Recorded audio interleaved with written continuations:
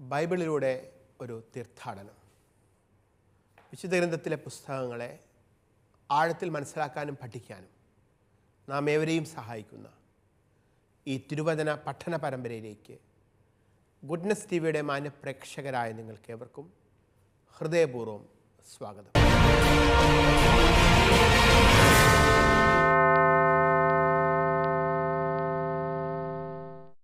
എസ്തേറിൻ്റെ പുസ്തകമാണല്ലോ നാം പഠനവിധേയമാക്കിക്കൊണ്ടിരിക്കുന്നത്. ഈ പുസ്തകത്തിൻ്റെ പഠനത്തിൻ്റെ ഭാഗമായി എസ്തേർ രാജ്ഞി ദൈവസന്നിധിയിൽ നടത്തുന്ന ദീർഘമായ ഒരു പ്രാർത്ഥന ഈ പുസ്തകത്തിൻ്റെ 14-ാം അധ്യായത്തിൽ നമ്മൾ കണ്ടുകൊണ്ടിരിക്കുകയായിരുന്നു.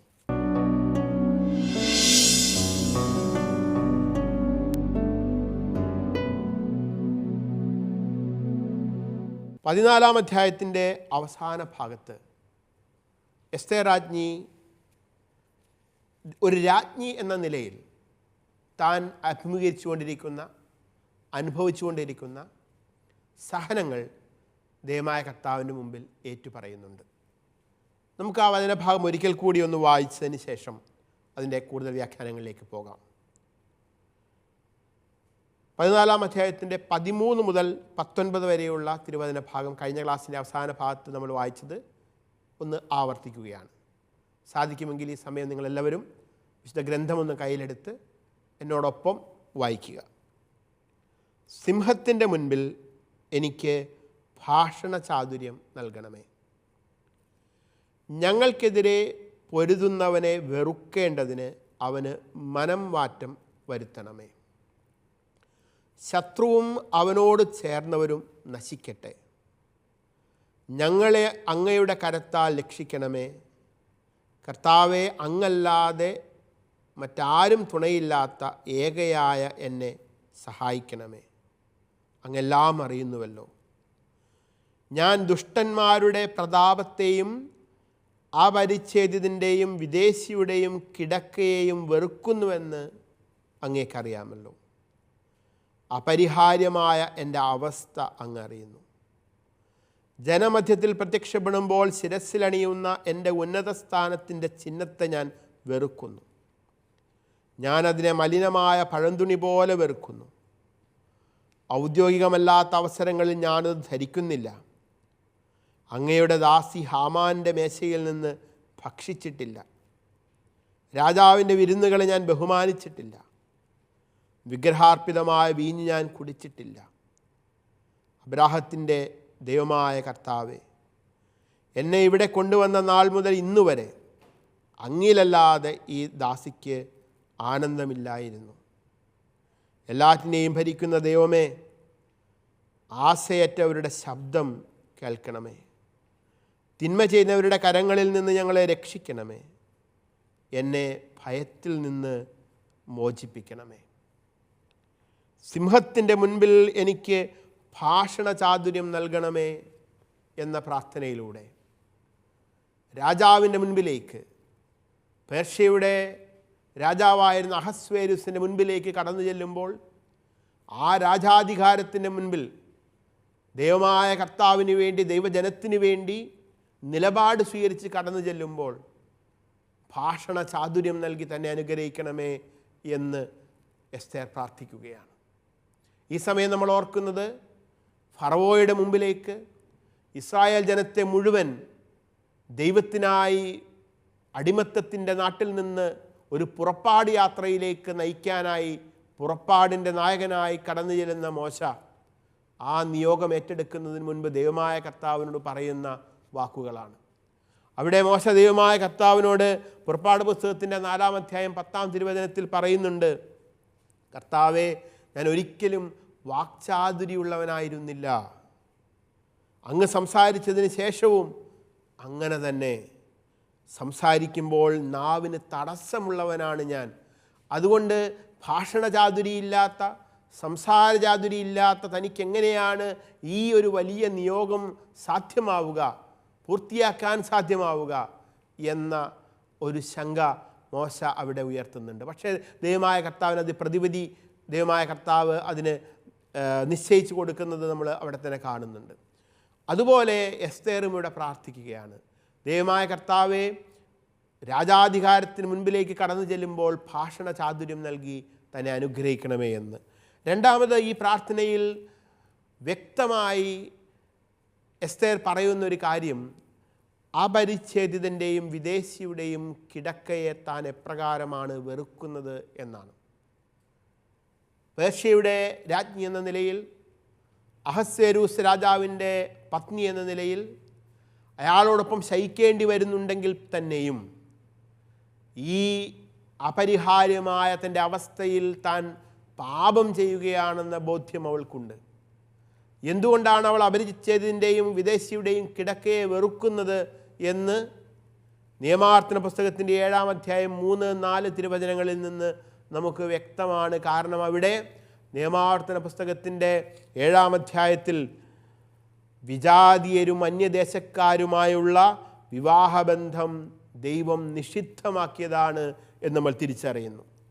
എന്നാൽ ഇസ്രായേലിൻ്റെ ചരിത്രം നമ്മൾ പരിശോധിക്കുമ്പോൾ, ഇസ്രായേലിൻ്റെ ചരിത്രത്തിലൂടെ നമ്മൾ കടന്നു പോകുമ്പോൾ, ദൈവം നൽകിയ ഈ ഒരു കൽപ്പന നിരന്തരം ഇസ്രായേൽ ജനത്തിൽ പലരും നിഷേധിക്കുന്നതായി, നിരസിക്കുന്നതായി നമുക്ക് കാണാൻ സാധിക്കും. ഉദാഹരണത്തിന് ന്യായാധിപരുടെ പുസ്തകത്തിൽ നമ്മൾ പരിചയപ്പെടുന്ന സാംസൺ എന്ന യോദ്ധാവിൻ്റെ പരാജയ കാരണം എന്തായിരുന്നു? ഒരു വിജാതീയ സ്ത്രീയുമായുള്ള, ദലീലയുമായുള്ള സംസർഗമാണ് സാംസൻ്റെ അധഃപതനത്തിനും അവൻ്റെ മരണത്തിനും കാരണമായി തീർന്നത് എന്ന് ന്യായാധിപന്മാരുടെ പുസ്തകത്തിൽ നമ്മൾ വായിക്കുന്നുണ്ട്. സോളമൻ പുകൾപ്പെട്ട ജ്ഞാനിയായിരുന്നു, നമുക്കറിയാം. പുകൾപ്പെട്ട ജ്ഞാനിയായിരുന്ന സോളമൻ എന്ന രാജാവ് ദൈവസന്നിധിയിൽ പാപം ചെയ്യാൻ നിമിത്തമായി തീർന്നത് അദ്ദേഹത്തിൻ്റെ അസംഖ്യം വിജാതീയ ഭാര്യമാരും ഉപധാരികളുമായിരുന്നു എന്ന് രാജാക്കന്മാരുടെ പുസ്തകം വ്യക്തമായിട്ട് സൂചിപ്പിക്കുന്നുണ്ട്. അതായത് മിശ്രവിവാഹം ജനത്തെ ദൈവമായ കർത്താവിൽ നിന്നും അകറ്റാൻ കാരണമായിട്ടുണ്ട് എന്നത് ഇസ്രായേലിൻ്റെ ചരിത്രത്തിൽ നിന്നും ഉൾക്കൊണ്ട പാഠമാണ്. എന്നാൽ എസ്തേർ ഈ സമയം ഒരു മിശ്രവിവാഹിതയാണെങ്കിൽ തന്നെയും അവൾക്ക് ദൈവമായ കർത്താവിനോടുള്ള ഭക്തിയിൽ നിന്ന് ഒരു കുറവും ഉണ്ടായിട്ടില്ല, ഒരു ചാഞ്ചല്യവും ഉണ്ടായിട്ടില്ല എന്ന് അവൾ ഏറ്റുപറയുകയും ചെയ്യുന്നു. മാത്രവുമല്ല, പേർഷ്യൻ രാജ്ഞി എന്ന ഈ വലിയ സ്ഥാനം താൻ വെറുക്കുകയാണ് എന്ന് എസ്തേർ കർത്താവിനോട് ഏറ്റുപറയുകയാണ്. ജനമധ്യത്തിൽ പ്രത്യക്ഷപ്പെടുമ്പോൾ ശിരസിലണിയുന്ന എൻ്റെ ഉന്നത സ്ഥാനത്തിൻ്റെ ചിഹ്നത്തെ, രാജ്ഞി എന്ന നിലയിൽ അവൾ ശിരസിലണിയുന്ന ആ ഉന്നത സ്ഥാനത്തിൻ്റെ ചിഹ്നമായ രാജകീയ കിരീടത്തെ ഞാൻ വെറുക്കുന്നു. ഞാൻ അതിനെ മലിനമായ പഴന്തുണി പോലെ വെറുക്കുന്നു. ഔദ്യോഗികമല്ലാത്ത അവസരങ്ങളിൽ ഞാനത് ധരിക്കുന്നില്ല. അതായത് തൻ്റെ രാജകീയ മുദ്രകളും രാജകീയ കിരീടവും അധികാര പദവികളും ഒന്നും എസ്തേറിന് ആനന്ദം നൽകുന്നില്ല, അവളെ സംതൃപ്തയാക്കുന്നില്ല, അതിലവൾ അഹങ്കരിക്കുന്നില്ല. പകരം ദൈവിക പദ്ധതിയുടെ ഭാഗമായി അവളിൽ ഭരമേൽപ്പിക്കപ്പെട്ട ഒന്നായി മാത്രമാണ് അവൾ തൻ്റെ രാജ്ഞി പദത്തെ കാണുന്നത് എന്ന് ഏറ്റുപറയുന്നു. മാത്രമല്ല, അവൾ തുടർന്ന് പറയുകയാണ്, അങ്ങിലല്ലാതെ, ദൈവമായ കർത്താവെ, അങ്ങിലല്ലാതെ ഈ ദാസിക്കൊരിക്കലും ആനന്ദമില്ലായിരുന്നു. അങ്ങയുടെ ദാസി ഹാമാൻ്റെ മേശയിൽ നിന്ന് ഭക്ഷിച്ചിട്ടില്ല. രാജാവിൻ്റെ വിരുന്നുകളെ ഞാൻ ബഹുമാനിച്ചിട്ടില്ല. വിഗ്രഹാർപ്പിതമായ വീഞ്ഞ് ഞാൻ കുടിച്ചിട്ടില്ല. അബ്രാഹത്തിൻ്റെ ദൈവമായ കർത്താവെ, എന്നെ ഇവിടെ കൊണ്ടുവന്ന നാൾ മുതൽ ഇതുവരെ അങ്ങിലല്ലാതെ ഈ ദാസിക്ക് ആനന്ദമില്ലായിരുന്നു. വിജാതീയരുടെ ഭക്ഷണമേശകളിൽ നിന്നോ വിജാതീയരുടെ മധുരോത്സവങ്ങളിലോ വിജാതീയരുടെ മദ്യാസക്തിയിലോ കടന്നു ചെന്ന് അവിടെയല്ല എസ്തേർ തൻ്റെ ആനന്ദം കണ്ടെത്തിയത്. എസ്തേർ തൻ്റെ ആനന്ദം കണ്ടെത്തിയത് ദൈവമായ കർത്താവിലായിരുന്നു എന്ന് വ്യക്തമാക്കുന്നു. വിജാതീയരുടെ പൂജകളിൽ എസ്തേർ പങ്കെടുത്തില്ല. വിജാതീയരുടെ വിരുന്നുകളിൽ അവൾ ഭക്ഷണം പങ്കിട്ടില്ല. അവൾ തൻ്റെ വിശ്വാസം അവിടെയും കാത്തു സംരക്ഷിച്ചു എന്നേറ്റു പറയുകയാണ്. എസ്തേറും യൂതിത്വം തമ്മിലുള്ള സാധർമ്യങ്ങൾ ഇവിടെ സുവിദിതമാണ്. വിജാതീയ രീതികളിൽ നിന്ന് വിട്ടുനിൽക്കാൻ ബുദ്ധി സാമർഥ്യം കൊണ്ട് എസ്തേറും യൂതിത്വം ശ്രമിക്കുന്നതായി നമുക്ക് കാണാം. ദൈവമായ കർത്താവിലുള്ള അടിയുറച്ച വിശ്വാസമാണ് എസ്തേറിന് ആനന്ദം നൽകുന്നത്. അതുകൊണ്ട് ഒരു വിജാതീയ രാജകൊട്ടാരത്തിൽ താമസിക്കുമ്പോഴും തൻ്റെ വിശ്വാസത്തെ അഭംഗുരം കാത്ത് സംരക്ഷിച്ചുകൊണ്ട് മുൻപോട്ട് പോകാനായി അവൾ ശ്രമിക്കുന്നു എന്നും ഈ പ്രാർത്ഥനയിലൂടെ നമുക്ക് വ്യക്തമാക്കുകയാണ്. ഈ പ്രാർത്ഥനയ്ക്ക്, വളരെ തീക്ഷ്ണമായ ഈ പ്രാർത്ഥനയ്ക്ക് ശേഷം എസ്തേർ രാജസന്നിധിയിലേക്ക് പ്രവേശിക്കാനായിട്ട് പോകുന്നു. എസ്തേർ എന്ന രാജ്ഞി രാജസന്നിധിയിലേക്ക് പ്രവേശിക്കുന്നതിന് മുൻപ് എന്തിനാണ് ഇത്രയും ദീർഘമായ തീക്ഷ്ണമായ ഒരു പ്രാർത്ഥന നടത്തുന്നത് എന്നൊരു പക്ഷേ നമ്മൾ ചിന്തിക്കാം. അതിനുള്ള കാരണം നേരത്തെ നമുക്ക് വ്യക്തമായിട്ടുണ്ട്. രാജസന്നിധിയിലേക്ക് അവൾ പ്രവേശിക്കുമ്പോൾ ഒരുപക്ഷെ അവൾ കൊല്ലപ്പെട്ടേക്കാം. കാരണം ഒരു രാജാവിൻ്റെ കൽപ്പന നിലനിൽക്കുന്നുണ്ട്. രാജാവിൻ്റെ അനുവാദമില്ലാതെ, ക്ഷണമില്ലാതെ രാജസന്നിധിയിൽ പ്രവേശിക്കുന്നത് ആരായാലും, അവൻ ആണാണെങ്കിലും പെണ്ണാണെങ്കിലും, ആ നിമിഷം വധിക്കപ്പെടും. അല്ലെങ്കിൽ രാജാവ് തൻ്റെ ചെങ്കോൽ കൊണ്ട്, തൻ്റെ സ്വർണ്ണ ചെങ്കോൽ കൊണ്ട് ആ വ്യക്തിയെ സ്പർശിക്കണം. ഈ ഒരു രാജശാസനം നിലനിൽക്കുന്നത് കൊണ്ട് തന്നെ എസ്തേർ രാജസന്നിധിയിൽ പ്രവേശിക്കുന്നു എന്നത് എസ്തേർ തൻ്റെ മരണത്തിലേക്ക് നടന്നെടുക്കുന്നു എന്ന അർത്ഥത്തിൽ കൂടി നമുക്ക് മനസ്സിലാക്കാവുന്നതാണ്. എപ്രകാരമാണ് എസ്തേർ രാജസന്നിധിയിൽ പ്രവേശിച്ചത് എന്ന് വളരെ ഹ്രസ്വമായി 5-ാം അധ്യായത്തിൻ്റെ ആദ്യ ഭാഗത്ത് വിവരിക്കുന്നുണ്ട്. പിന്നീട് അത് വളരെ വിശദമായിട്ട് 5-ാം അധ്യായത്തിൻ്റെ 2-ാം ഭാഗത്താണ് വിവരിച്ചിട്ടുള്ളത്. പക്ഷേ 5-ാം അധ്യായത്തിൻ്റെ ആദ്യ ഭാഗത്തിനും 2-ാം ഭാഗത്തിനുമിടയിൽ 15-ാം അധ്യായം നമുക്ക് വിശദമായിട്ട് കാണുകയും ചെയ്യാം. അങ്ങനെയാണ് ഈ പുസ്തകത്തെ ക്രമീകരിച്ചിരിക്കുന്നത്. നമുക്ക് ആദ്യത്തെ 5-ാം അധ്യായത്തിൻ്റെ ആദ്യ ഭാഗം മാത്രം ഇപ്പോഴൊന്ന് വായിക്കാം. 3-ാം ദിവസം എസ്തേർ രാജകീയ വസ്ത്രങ്ങളണിഞ്ഞ് രാജകൊട്ടാരത്തിൻ്റെ അകത്തെ അങ്കണത്തിൽ രാജമന്ദിരത്തിന് മുൻപിൽ ചെന്ന് നിന്നു. രാജാവ് കൊട്ടാരത്തിൽ വാതിലിന് നേരെ സിംഹാസനത്തിൽ ഇരിക്കുകയായിരുന്നു. എസ്തേർ രാജ്ഞി അങ്കണത്തിൽ നിൽക്കുന്നത് രാജാവ് കണ്ടു. അവൻ അവളിൽ പ്രസാദിച്ചു. തൻ്റെ കയ്യിലിരുന്ന സ്വർണ്ണച്ചെങ്കോൽ അവൻ അവളുടെ നേരെ നീട്ടി. എസ്തേർ അടുത്തു ചെന്ന് ചെങ്കോലിൻ്റെ അഗ്രം തൊട്ടു. പ്രാർത്ഥനാപൂർവം ഒരുങ്ങിയ ശേഷം എസ്തേർ രാജാവിൻ്റെ മുൻപിൽ പ്രവേശിക്കുകയാണ്.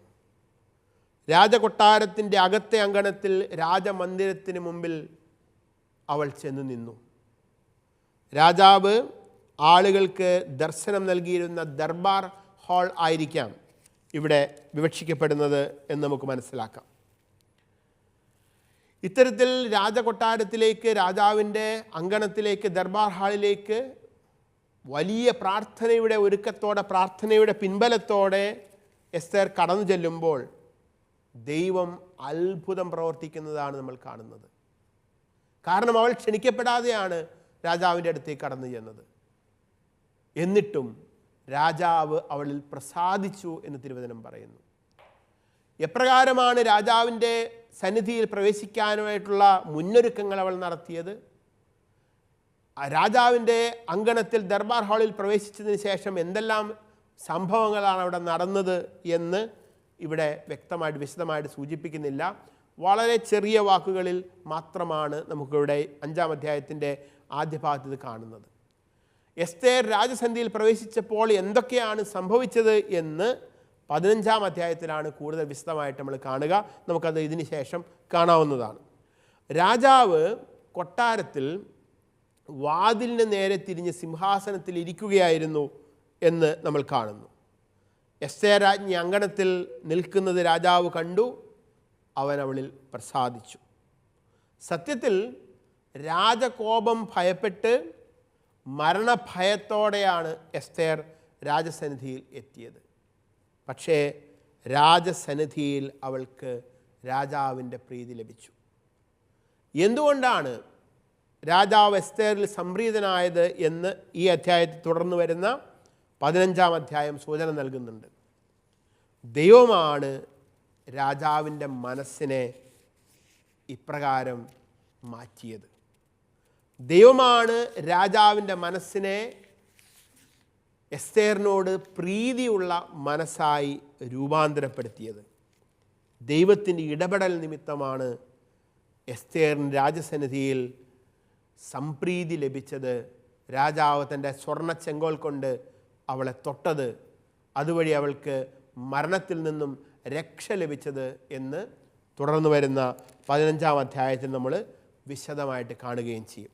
നമുക്ക് ഇത്തരത്തിൽ സംപ്രീതി ലഭിച്ച് അതിൻ്റെ പ്രകടമായ അടയാളമെന്നോണം തൻ്റെ കയ്യിലിരുന്ന സ്വർണ്ണ ചെങ്കോൽ അവളുടെ നേരെ നീട്ടി രാജാവ് അവളെ സ്വീകരിക്കുന്ന ആ കഥ കൂടുതൽ വിവരിച്ച് പറഞ്ഞിരിക്കുന്ന 15-ാം അധ്യായത്തിലേക്ക് തുടർന്ന് പ്രവേശിക്കാം. എസ്തേർ രാജസന്നിധിയിൽ പ്രവേശിച്ചതിൻ്റെ വിവരണമാണ് 15-ാം അധ്യായത്തിൽ നമ്മൾ കൂടുതലായിട്ട് കാണാൻ പോകുന്നത്. ഞാൻ നേരത്തെ സൂചിപ്പിച്ചതുപോലെ എസ്തേർ രാജ്ഞി രാജസന്നിധിയിൽ പ്രവേശിച്ചതിനെ കേവലം 2 വാക്യങ്ങളിൽ മാത്രമാണ് 5-ാം അധ്യായത്തിൻ്റെ ആദ്യ ഭാഗത്ത് വിവരിച്ചിരിക്കുന്നത്. അതുകൊണ്ട് നമുക്ക് 15-ാം അധ്യായം കൂടി വായിക്കുമ്പോൾ മാത്രമാണ് അതിൻ്റെ പരിപൂർണമായ വിവരം നമുക്ക് ലഭിക്കുകയുള്ളൂ. വളരെ ഭയചകിതയായി രാജസന്നിധിയിലേക്ക് എസ്തേർ പ്രവേശിക്കുന്നു. അവിടെ നടക്കുന്ന സംഭവവികാസങ്ങൾ തികച്ചും നാടകീയവും വികാര നിർഭരവുമാണ്. ഈ 15-ാം അധ്യായം ഗ്രീക്ക് ഭാഷയിലായതുകൊണ്ടാണ് അത് നമ്മുടെ ഹീബ്രു ടെക്സ്റ്റിൻ്റെ ഭാഗമല്ലാതെ 5-ാം അധ്യായത്തിൻ്റെ ആദ്യ ഭാഗത്തിനും 2-ാം ഭാഗത്തിനും ഇടയിൽ ഉൾച്ചേർത്തിരിക്കുന്നത്. ഈ 15-ാം അധ്യായത്തിൻ്റെ ഘടന നമുക്കൊന്ന് പരിശോധിക്കാം. 15-ാം അധ്യായം 1 മുതൽ 5 വരെയുള്ള തിരുവചന ഭാഗത്ത് രാജസന്നിധിയിൽ പ്രവേശിക്കാൻ എസ്തേർ നടത്തുന്ന മുന്നൊരുക്കങ്ങൾ എന്നൊക്കെയാണ് എന്ന് വിവരിക്കുന്നു. 15-ാം അധ്യായത്തിൻ്റെ 6, 7 തിരുവചനങ്ങളിൽ എസ്തേർ രാജമന്ദിരത്തിൽ രാജാവിനെ കണ്ടുമുട്ടുന്ന രംഗം വിവരിക്കുന്നു. 15-ാം അധ്യായത്തിൻ്റെ 8 മുതൽ 12 വരെയുള്ള തിരുവചനങ്ങളിൽ മോഹാലസ്യപ്പെട്ട എസ്തേറിനെ രാജാവ് ആശ്വസിപ്പിക്കുന്നത് നമ്മൾ കാണുന്നു. ഏറ്റവും ഒടുവിൽ 15-ാം അധ്യായത്തിൻ്റെ 13, 15 തിരുവചനങ്ങളിൽ എസ്തേർ രാജാവിനെ പ്രശംസിച്ച് സംസാരിക്കുന്ന ഭാഗവും നമ്മൾ കാണുന്നു. 15-ാം അധ്യായത്തിൻ്റെ ആദ്യ ഭാഗം 1 മുതൽ 5 വരെയുള്ള തിരുവചനങ്ങൾ രാജസന്നിധിയിൽ പ്രവേശിക്കാനായി എസ്തേർ രാജ്ഞി നടത്തുന്ന മുന്നൊരുക്കങ്ങൾ എന്തൊക്കെയാണ് എന്ന് നമുക്ക് നോക്കാം. 3-ാം ദിവസം പ്രാർത്ഥന തീർന്നപ്പോൾ അവൾ പ്രാർത്ഥനാവേളയിലെ വസ്ത്രം മാറ്റി മോടിയുള്ള വസ്ത്രം ധരിച്ചു.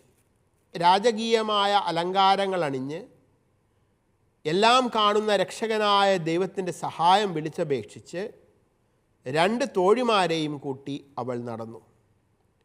ഒരുവളുടെ മേൽ അവൾ മൃദുവായി ചാരി അപര പിന്നിൽ നീണ്ടുകിടക്കുന്ന വസ്ത്രത്തിൻ്റെ അഗ്രം ഉയർത്തിപ്പിടിച്ചിരുന്നു. അവികല സൗന്ദര്യം കൊണ്ട് അവൾ പ്രശോഭിച്ചു. സ്നേഹവും സന്തുഷ്ടിയും മുഖത്ത് പ്രകടിപ്പിച്ചിരുന്നെങ്കിലും അവളുടെ ഹൃദയം ഭീതി കൊണ്ട് മരവിച്ചിരുന്നു. 3-ാം ദിവസം പ്രാർത്ഥന അവസാനിപ്പിച്ച് അവൾ രാജസന്നിധിയിൽ പ്രവേശിക്കുകയാണ്. 2 ദിവസത്തെ പ്രാർത്ഥന പൂർത്തിയായി 3-ാം ദിവസം പ്രാർത്ഥനയുടെ ഒടുവിൽ എസ്തേർ രാജമന്ദിരത്തിലേക്ക് യാത്രയാകുന്നു. വിശുദ്ധ ഗ്രന്ഥത്തിൻ്റെ പാരമ്പര്യത്തിൽ 3-ാം ദിനം ദൈവിക ഇടപെടലുകളുടെ സമയത്തെ കുറിക്കുന്ന ദിനമാണ്. 3-ാം ദിനം രക്ഷയുടെ ദിനമാണ്, ദൈവിക ഇടപെടലിൻ്റെ ദിനമാണ്. ഉദാഹരണമായി യാത്രയുടെ 3-ാം ദിവസമാണ് അബ്രാഹവും ഇസഹാക്കും മോറിയാദേശത്തെ മലയിലെത്തി അത്ഭുതകരമായ ദൈവിക ഇടപെടൽ അനുഭവിക്കുന്നത്. ഉൽപ്പത്തിയുടെ 22-ാം അധ്യായത്തിൽ അവരുടെ യാത്രയുടെ 3-ാം ദിനം മോറിയ മലമുകൾ ദൈവത്തിൻ്റെ സജീവമായ ഇടപെടലിൻ്റെ ഇടമായി അവർക്ക് അനുഭവപ്പെട്ടു. ജോസഫിൻ്റെ കഥയിൽ, പൂർവ്വ യോസേപ്പിൻ്റെ കഥയിൽ പാനപാത്രവാഹകൻ്റെ സ്വപ്നം വ്യാഖ്യാനിക്കുമ്പോൾ ജോസഫ് 3-ാം ദിനത്തെക്കുറിച്ച് പറയുന്നുണ്ട്. 3-ാം ദിനം പാനപാത്രവാഹകൻ രാജസന്നിധിയിൽ തിരികെ എത്തും എന്ന വ്യാഖ്യാനം നൽകുന്നുണ്ട്. രാജസേവകനെ സംബന്ധിച്ചിടത്തോളം, പാനപാത്രവാഹകനെ സംബന്ധിച്ചിടത്തോളം 3-ാം ദിനം അയാളുടെ രക്ഷയുടെ സമയമായിരുന്നു. പുറപ്പാട് പുസ്തകത്തിൽ മോശയുടെ നേതൃത്വത്തിൽ ഇസ്രായേൽ ജനം സീനായ് മലയടിവാരത്ത് എത്തിയതിൻ്റെ 3-ാം ദിനമാണ് ദൈവമായ കർത്താവിൻ്റെ മഹത്വം അവർക്ക് പ്രത്യക്ഷമായത്. വീണ്ടും ദൈവികമായ ഇടപെടലിൻ്റെ ദൈവിക മഹത്വം അനുഭവിക്കാൻ സാധിക്കുന്നതിൻ്റെ 3-ാം ദിനം നമ്മൾ പുറപ്പാട് പുസ്തകത്തിൽ കാണുന്നു. പ്രവാചകനായ യോനായുടെ ജീവിതത്തിലും 3-ാം ദിനം വളരെ പ്രധാനമാണ്. 3-ാം ദിനമാണ് വലിയ മത്സ്യത്തിൻ്റെ ഉദരത്തിൽ പ്രാർത്ഥനയിലായിരുന്ന യോന പ്രവാചകൻ രക്ഷപ്പെടുന്നത്. 3-ാം ദിനത്തെക്കുറിച്ച് അനേകം ഉദാഹരണങ്ങൾ നമുക്ക് ഇനിയും പഴയ നിയമത്തിലും പുതിയ നിയമത്തിലും കണ്ടെത്താൻ സാധിക്കും. ഇതേ പാരമ്പര്യത്തിലുള്ള ഒരു 3-ാം ദിനമാണ് എസ്തേർ രാജ്ഞിയുടെ ജീവിതത്തിലും സംഭവിക്കുക എന്ന സൂചന നമുക്കിവിടെ കാണാം. 3-ാം ദിനം എസ്തേർ രാജ്ഞിയുടെ ജീവിതത്തിൽ ദൈവമായ കർത്താവിൻ്റെ ഇടപെടൽ നടക്കുന്ന ദിനമാണ്. ആ ദിനത്തിലേക്ക്, രക്ഷയുടെ ദൈവികമായ ഇടപെടലിൻ്റെ ദിനത്തിലേക്ക് പ്രവേശിക്കുന്നതിന് മുന്നോടിയായി, രാജാവിൻ്റെ കൊട്ടാരത്തിലേക്ക് കടന്നു ചെല്ലുന്നതിന് മുന്നോടിയായി, പ്രാർത്ഥനാ സമയത്ത് താൻ ധരിച്ചിരുന്ന ചാക്ക് വസ്ത്രവുമെല്ലാം മാറ്റി രാജകീയ വസ്ത്രങ്ങൾ ധരിച്ച് എസ്തേർ തയ്യാറാവുകയാണ്. പ്രാർത്ഥനാവേളയിലെ വസ്ത്രം മാറ്റി അവൾ ഇതാ രാജകീയ സന്നിധിയിലേക്ക് രാജകീയ വസ്ത്രങ്ങൾ അണിഞ്ഞുകൊണ്ട് കടന്നു ചെല്ലാൻ തയ്യാറെടുക്കുന്നു. എസ്തേർ തൻ്റെ ജീവിതത്തിലെ ഏറ്റവും സംഘർഷഭരിതമായ സമയം 2 വിധത്തിലുള്ള ഒരുക്കങ്ങൾ നടത്തുന്നതായിട്ട് നമുക്ക് കാണാൻ സാധിക്കും. ഒന്ന്, കഴിഞ്ഞ അധ്യായത്തിൽ നമ്മൾ കണ്ട ആത്മീയ ഒരുക്കം തന്നെയാണ്. തീക്ഷ്ണമായ പ്രാർത്ഥനയിൽ ആയിരുന്നു കൊണ്ട് അവൾ പ്രാർത്ഥനയിലൂടെ ആത്മീയമായി ഒരുങ്ങി. രണ്ടാമത്തേത് ബാഹ്യമായ ഒരുക്കമാണ്. അതിനെക്കുറിച്ചാണ് ഇവിടെ പറഞ്ഞത്. സർവാഭരണ വിഭൂഷിതയായി രാജകീയമായ അലങ്കാരങ്ങൾ അണിഞ്ഞ് അവൾ ഒരുങ്ങുന്നു. ദൈവദത്തമായ സൗന്ദര്യം രാജമന്ദിരത്തിൽ ഉപയുക്തമാക്കാൻ എസ്തേർ ഇപ്പോൾ ശ്രമിക്കുകയാണ്. വശ്യമായി ഒരുങ്ങി ആകർഷകമായ ചുവടുവയ്പ്പുകളോടെയാണ് അവൾ രാജമന്ദിരത്തിൽ പ്രവേശിച്ചത്.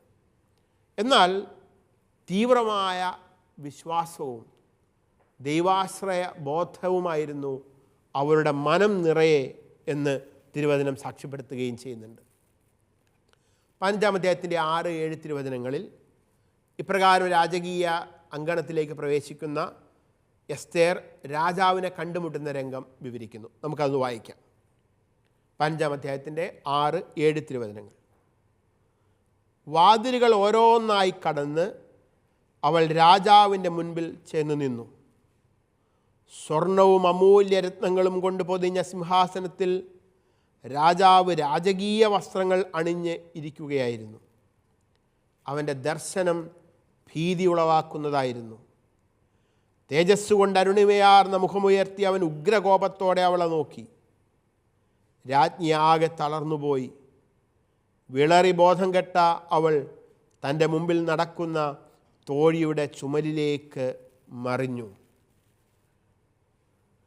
തോഴിമാരാൽ പരിസേവിതയായി എസ്തേർ വാതിലുകൾ ഓരോന്നായി കടന്ന് രാജാവിൻ്റെ മുൻപിൽ ചെന്നു നിന്നു. സിംഹാസനസ്ഥനായ രാജാവിൻ്റെ പക്കൽ മുൻകൂർ അനുവാദമില്ലാതെ കടന്നു ചെല്ലുന്നതിലെ അപകടവും ഭീതിയുമൊക്കെ ഇവിടെ സുവിദിതമാണ്. എസ്തേറിൻ്റെ ധൈര്യവും ജീവൻ പണയം വെച്ചുകൊണ്ടുള്ള ഇടപെടലുമാണ് നമ്മളിവിടെ കാണുന്നത്.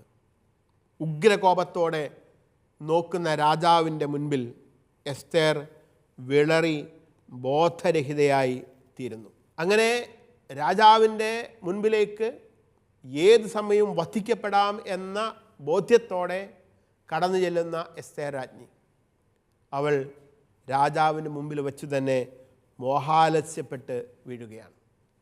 ഇപ്രകാരം മോഹാലസ്യപ്പെട്ട എസ്തേറിനെ രാജാവ് ആശ്വസിപ്പിക്കുന്നതാണ് അടുത്ത രംഗം. 15-ാം അധ്യായത്തിൻ്റെ 8 മുതൽ 12 വരെയുള്ള തിരുവചനങ്ങൾ നമുക്കതൊന്ന് വായിക്കാം.